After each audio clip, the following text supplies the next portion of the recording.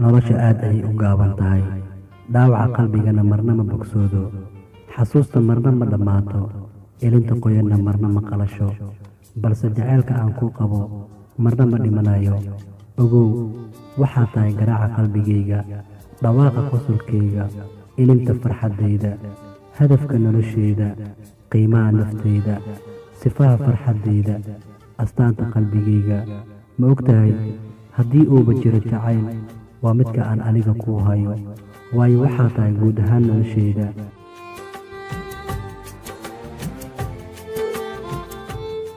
waxaad dhammaystirtay noloshaydii qabyada ahayd. waxaad i bartay farxadda lamaanaha sida dhabta isku jecel. noloshu waa mid socota, jawigana waa mid isbeddelayo, laakiin dareenkan qalbigayga asiibay maahan mid isbeddelayo. ma jirto rajo ama riyo buuxin karta booska aad adiga ku jirto. nolosha adiga la'aantaa waa sida geed qalalan oo aan wax miro lahayn. markaan adiga ku helay, waxaan hamiyey nolol.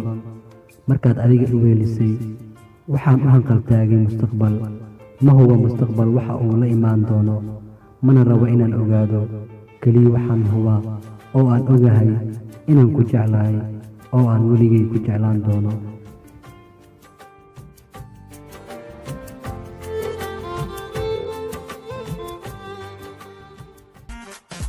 qarenkii naftayda qalbigiyo wadnaha beebe adiga ku qorano qofna kulama simaye.